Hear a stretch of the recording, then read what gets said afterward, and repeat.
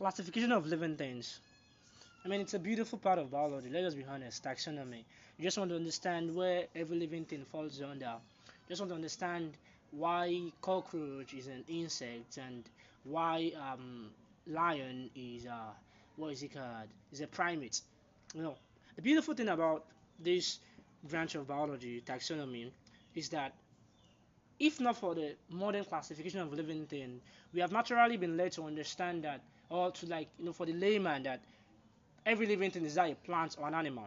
But that's completely wrong because there are many living things that is neither an animal nor a plant.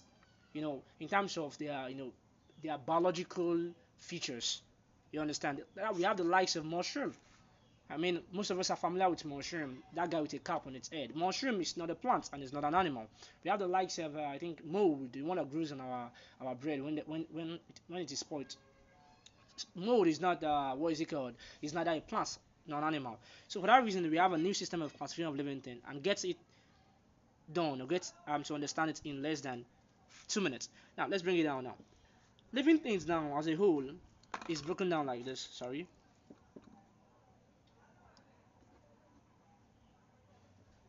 It's broken down into hierarchy. And hierarchy whereby we have the likes of the total living thing on Earth is divided into a very big groups called kingdom. The kingdom now, there are large groups. I'm going to be using this place. I'm using this place to explain it. So let's do it this way. So this is the groups now.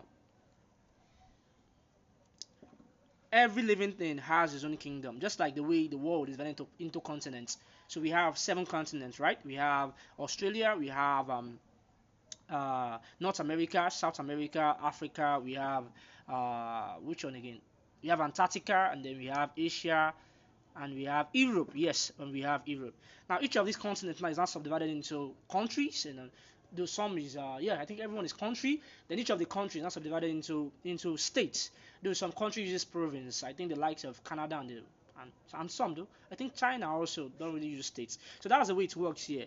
So every living thing is divided into a very large group called kingdoms. And there are how many? There are 5.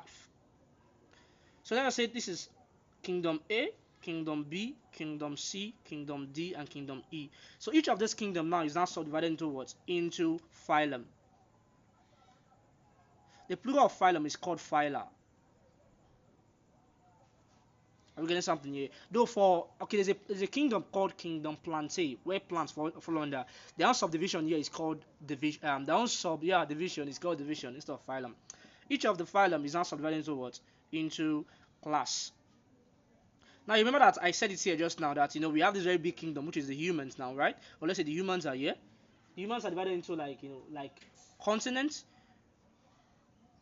then continents into countries. Then countries, pardon my writing, I'm rushing that. Then countries into states. Then states into let's say, I'm using Nigeria now, or Africa for example, local government. Then local government into, should we say city? Let's say city, I don't know, which was bigger. Then from city to city to town. Then from town to CDA. Then from CDA to street. Then from street to your house to your room to you. So that's how it works here. But this one is just 7 levels, 7 hierarchy. First one is kingdom. Then kingdom into phylum. So one kingdom has several phylum. One phylum has several classes. Several phyla, sorry. Several classes. Then each class into what? Into genus. Then each genus into what? Into oh sorry, that was a silly mistake there. Oh, I've cancelled. Each class is divided into order. That was a mistake, I'm very sorry. Then each order into what? Into family. Then each family into genus. Then each genus into species. So species here is the smallest hierarchy or smallest group of living thing. So everybody in this species is like everybody in this room.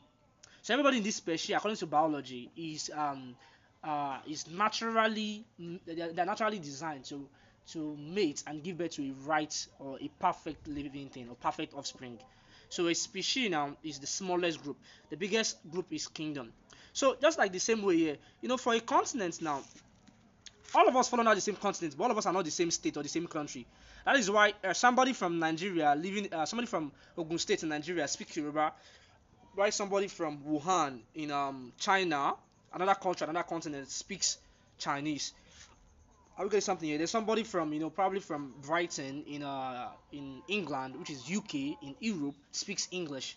You get something here. So this classification is how it works here.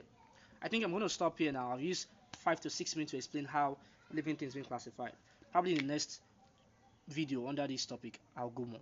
Thank you so much. Don't forget to follow or subscribe to all of our social media. Nelson Learning Space. Welcome.